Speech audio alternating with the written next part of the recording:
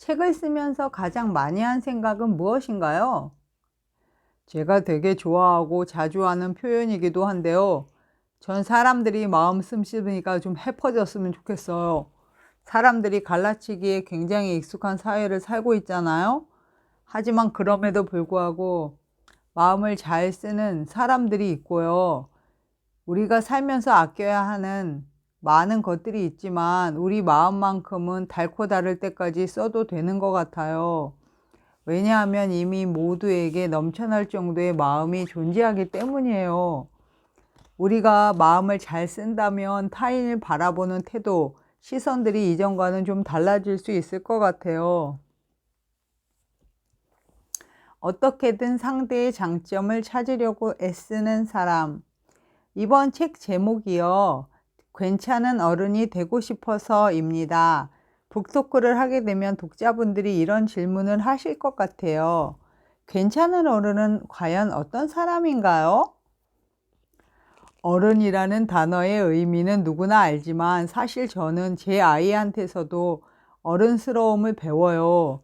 그러니까 어떤 특정 나이와 상관없이 내 가족이 될 수도 있고 혹은 내 친구 또 어떤 책이 될 수도 있다고 생각해요. 우리는 어떤 절대적인 존재가 나타나서 가르침을 주길 원하고 또 대표성을 띤 누군가가 정답 같은 이야기를 해주길 원하지만 제가 생각하는 어른은 거대한 의미가 아니에요. 노약자에게 선뜻 자리를 양보해 줄 수 있는 사람, 어린아이에게 기꺼이 미소를 건넬 수 있는 사람, 그런 마음을 가진 사람이에요. 상황에 따라서 내 몸의 컨디션이 안 좋으면 모른 척 할 수 있잖아요. 그럼에도 불구하고 내 불편함을 감수할 수 있는 사람, 그게 제가 생각하는 어른의 모습이에요. 때때로 아이들이 더 어른 같은 행동을 하기도 하죠. 작가님은 낯선 사람에게도 자연스럽게 말을 거시는 편이죠? 맞아요. 어른이 이야기를 하면 아이들은 어떻게든 그 이야기를 들어주려고 하잖아요. 최선을 다해 양육권자의 말을 들어주려고 엄청 애쓰죠. 과연 어른들도 아이들처럼 행동하고 있을까요? 저부터도 그렇게 못하거든요. 아이들을 보면서 저는 배우는 거예요. 겉모습은 어른이지만 아이로부터 진짜 어른스러운 모습을 볼 때가 많아요. 문득 궁금해집니다. 어떤 사람들을 볼 때 존경심이 생기나요? 어떻게든 상대의 장점을 찾으려고 애쓰는 사람이요. 그런 사람을 볼 때 존경하는 마음이 들어요. 사람이 어느 정도 나이가 들고 경험치가 쌓이면 상대방을 평가하기 마련이잖아요.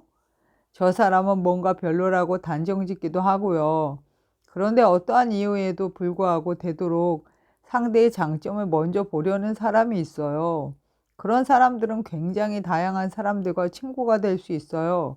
자신의 정치적인 성향, 개인적인 취향과 상관없이 모두와 친구를 맺을 수 있죠. 저는 이 점이 되게 중요한 것 같아요. 사실 사람이 관계를 맺는 데 있어 취향과 성향은 매우 사소한 문제거든요. 진짜 별거 아니죠. 전작에서도 읽혔고 이번 책에서도 느낀 건 봉태규라는 사람이 스스로 자주 되돌아본다는 점이었어요. 이를테면 자아 성찰이죠. 끊임없이 내 모습을 점검하고 더 나아지려고 노력한다는 사실을 자각하고 있나요? 그런 의식은 안 하고요. 기본적으로 저는 제가 별로라고 생각하기 때문에 이 정도의 생각도 하지 않으면 안 된다고 생각해요. 안 하면 보통 되지 않기 때문이죠. 심지어 책에도 괜찮은 어른이 되고 싶다고 썼잖아요. 사실 이건 내가 별로 이건 내가 별로라는 이야기를 하고 있는 거거든요. 제가 그렇게까지 괜찮은 어린이 아니라서 괜찮은 어른이 되고 싶어 하는 바람이 있는 거예요. 제가 하시시박 작가님을 만나고 결혼할 때도 이 생각을 정말 많이 했어요. 당시에는 어느 정도 자기 객관화가 돼 있다고 생각했는데 결혼하고 보니 제가 더 별로인 거예요. 하시시박 작가님과 비교해 보니까.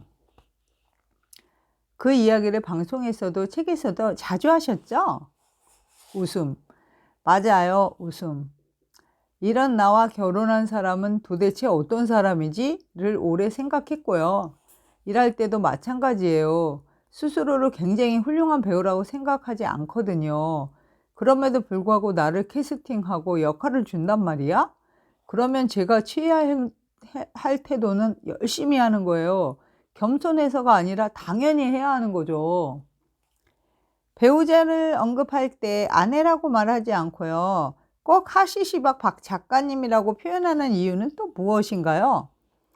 저라는 사람과 결혼했지만 그 사람이 원래 가지고 있는 고유성이 있잖아요. 그 고유성을 존중하고 싶어요. 상대가 이미 자신을 대표하는 이름을 갖고 있는데 굳이 저와 결혼했다는 이유만으로 아내, 와이프라고 표현되는 건 불합리하다고 생각해요. 그래서 더 공적인 자리에서도 항상 하시시박 작가님이라고 불러요. 제가 조금 알려진 사람이다 보니까 봉태규의 아내라고 불리기도 하는데 그렇게 부르지 말아달라고 하는 단호한 거절의 뜻도 있어요. 이런 마음이 있으니까 우선 저부터 그렇게 하는 거죠. 사실 집에서 생활할 때도 이름을 많이 불러요. 하시시박 작가님의 본명이 박원지라서 원지로 많이 부르죠. 아이들도 이름으로 많이 부르고요. 남편, 아빠로서의 모습은 어떤가요? 하시시박 작가님으로부터 많이 듣는 이야기가 있나요? 긍정적이라는 말을 많이 들어요. 결혼해서 처음 알았어요. 제가 긍정적인 사람이라는 걸. 모든 상황에 대해 되도록 좋은 쪽으로 생각하려고 노력하긴 해요. 뭔가 굉장히 안 좋은 일이 생겨도 어떻게든 잘 해결될 거야. 그리고 해결할 수 있을 거라고 생각하는 편이에요. 안 됐다, 끝났다라고는 생각하지 않는 것 같아요.